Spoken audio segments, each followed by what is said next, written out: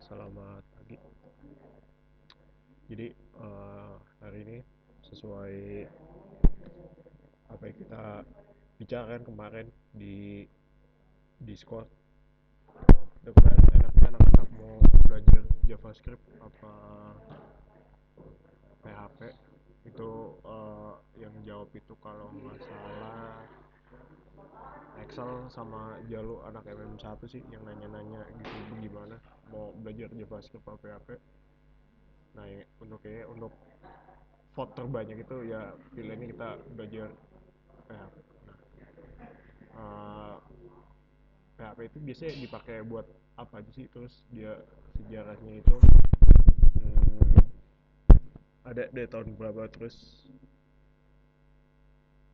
dia sering dipakai untuk apa aja ya. Ini selama di pengenalan PHP, the hypertext processor. Jadi PHP itu jadi bisa dibilang dia satu bahasa pemrograman yang khusus yang ada di website dan segala macam. Nah biasanya yaitu pengertiannya adalah bahasa script yang dapat ditanamkan atau disisipkan ke dalam HTML. PHP banyak dipakai pemrograman situs web dinamis gitu. PHP dapat digunakan juga untuk membangun sebuah CMS atau content management system. Jadi kayak pertemuan kita awal-awal itu yang masalah belajar uh, ingat gak, kalian masih ingat gak yang kata kita ngebahas tentang yang namanya sistem penerimaan siswa secara daring atau online gitu. Nah itu juga dia sebagian dari content management system juga gitu. Nah seiring berjalannya waktu gitu, PHP juga pakai yang namanya web server atau Pladen web. Web server itu jadi dia tempat di mana pertukaran data antara pengguna sama adminnya.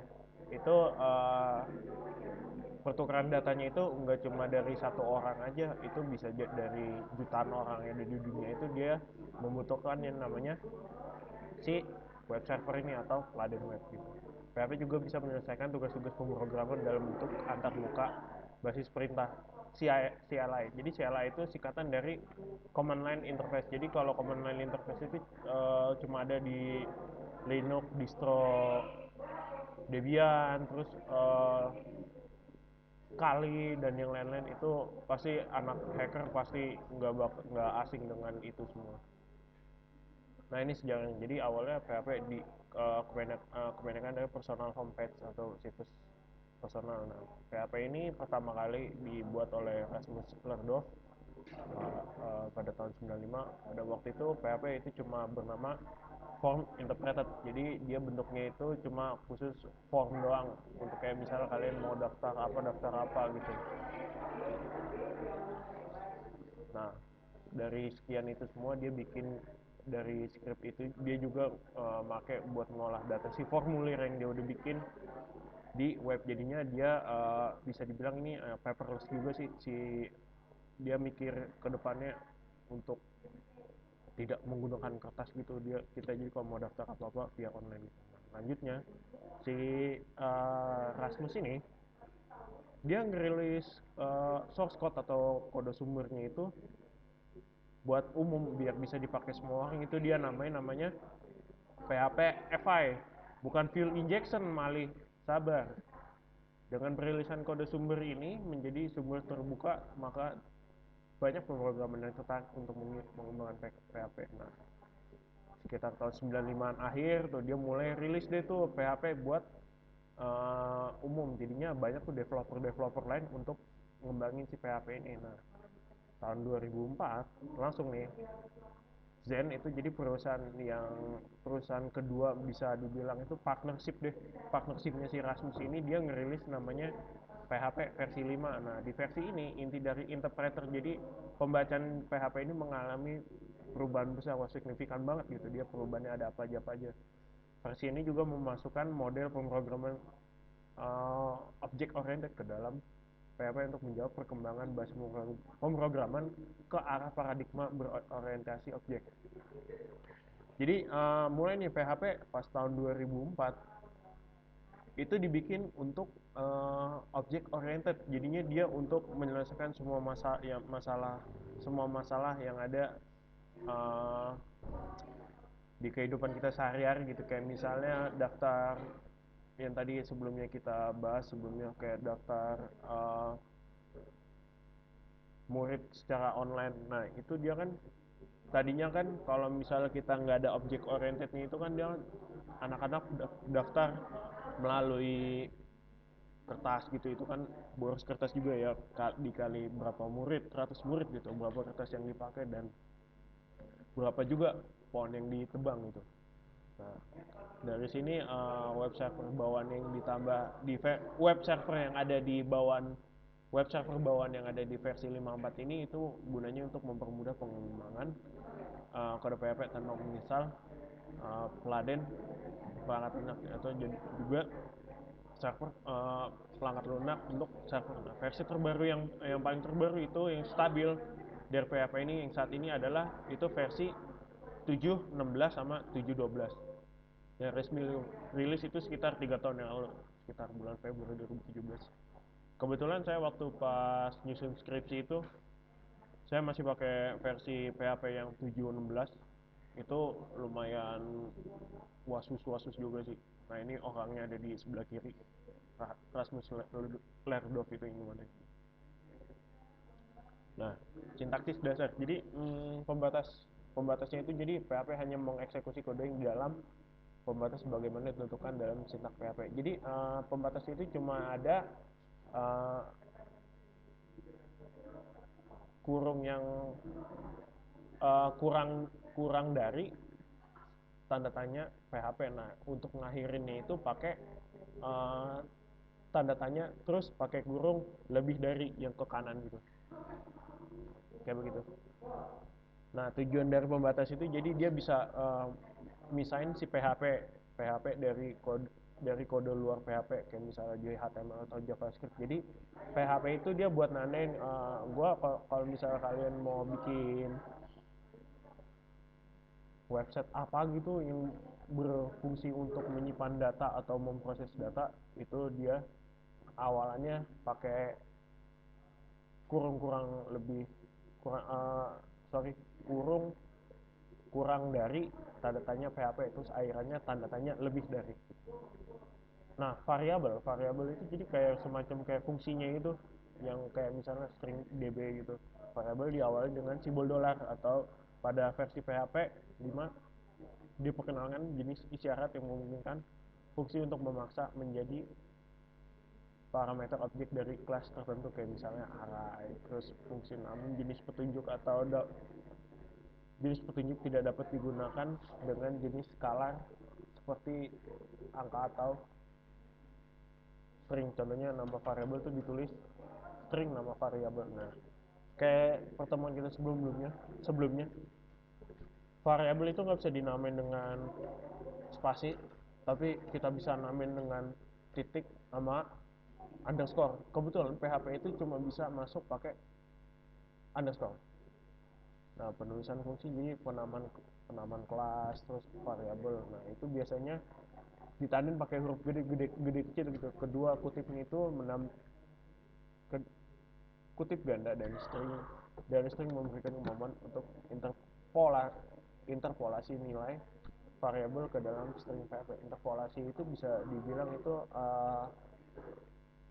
pengolahan dari nilai variabel yang ada itu. Jadi interpolasi itu pengertiannya. PHP menerjemahkan baris sebagai spasi dan pernyataan harus diakhiri dengan titik koma. Jadi kalau misalnya kalian bikin nama variabel, misalnya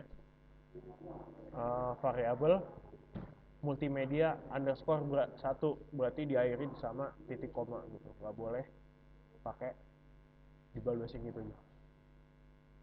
Nah, jadi ratusan fungsi disediakan oleh PHP serta ribuan lainnya yang tersedia melalui berbagai ekstensi tambahan. Fungsi ini didokumentasikan ke dalam dokumentasi PHP, namun berbagai tingkat pengembangan kini memiliki konvensi penamaan sintaks fungsi seperti di bawah ini. Jadi fungsinya ada di bawah sini. Misalnya function tampilkan variabel data. Nah, Jadi di komennya ini yang kalian bisa lihat yang di mendefinisikan fungsi ini. Nah itu dia fungsinya untuk mendefinisikan fungsi atau tampilkan. Fungsi yang tampilkan. Nah, tampilkan itu yang sebelumnya kalian udah bikin fungsinya gitu. Jadi bisa dibilang ada fungsi di dalam fungsi gitu. Kayak misalnya variabel data itu kan berarti kalian misalnya ingin menunjukkan si datanya dari database ini. Terus tampilkan itu sebelumnya adalah fungsi yang kalian udah buat sebelumnya, kayak misalnya fungsi tampilkan show apa terus dari data apa, nanti datanya itu ngambil dari si fungsi string data ini gitu. If data return sama dengan data else return. Jadi bisa pengertian gimana, jika variabel data kembali kembali jika variabel data kembali variabel data maka kembali lagi gitu. Misalnya kalau misalnya si variabel data ini dia nggak ada datanya, itu otomatis else return, jadinya dia tidak ada, balik lagi ke kondisi semula. Itu bisa kalian tambahin pesan di situ. Jadi misalnya echo pesan misalnya database tidak ada dan lain gitu. Nah terus di bawahnya yang kita omongin echo tampilan isi halaman. Nah, isi halaman itu berarti menampilkan dari si isi halaman itu. Nah contoh program PHP itu kayak begini. Uh, Halaman webnya kayak gini contohnya, yang tadi kita bilang di halaman awal sebelumnya itu kurang lebih tandanya PHP echo halo dunia kayak begini. Nah toolsnya itu apa aja yang dipakai? Yang pertama itu ada Sublime, terus XMPP sama Visual Studio Code. Jadi fungsinya kalau Sublime buat apaan? Kalau Sublime itu bisa dibilang dia IDE atau Integrated Development Environment. Jadi kita kalau ngoding itu uh, ngoding mau apapun itu, mau dengan menggunakan HTML atau dengan PHP sekalipun, itu kita butuh yang namanya alat untuk menulis si kodenya itu. Nah itu nama, bisa dibilang kalau bagi programmer itu namanya text editor. Nah text editor itu jadi kayak Sublime, terus ada Visual Studio Code, terus ada Bracket, ada Xcode kalau di macOS Apple dan yang lainnya gitu. Nah XMPP itu jadi bisa dibilang tadi yang sebelumnya kita bahas itu yang namanya perangkat lunak Pladen, atau namanya server software. Jadi gimana caranya kita ngedit si PHP-nya itu menggunakan server yang ada di laptop gitu. Jadi kayak misalnya kita kalau di PHP itu bikin program itu make sure kita bikin di laptop kita sendiri melalui database di laptop kita sendiri. Kalau itu udah bener semua, udah fix gitu, itu bisa kalian upload ke web servernya, bukan ke perangkat perangkat lunak servernya. Server itu dia gunanya untuk peladen dari si beberapa website dan beberapa user. Pakai Visual Studio Code kayak begini, di laptop juga Visual Code. Tadinya saya pakai Sublime karena ada alasan satu dan lain hal. Nanti kalau misalnya udah normal bakal saya jelasin kenapa saya pindah pakai Visual Studio Code. Nah referensinya kalian bisa belajar di W3 Schools, itu ada di websitenya, ada di situ W3 Schools /php, kalian cari aja di situ. Nah sama di PHPNet. PHPNet ini dia situs resmi dari PHP-nya. Jadi kalian belajar manualnya gimana, cara pembukanya kayak gimana dan yang lain-lain. Ya. Jadi kayak begitu aja penjelasan masalah PHP. Jadi kalau misal kalian yang mau nanya-nanya, seperti biasa di Discord juga bisa, di Edmodo juga bisa. Jadi sih sekian video penjelasan essay. Selamat pagi semua.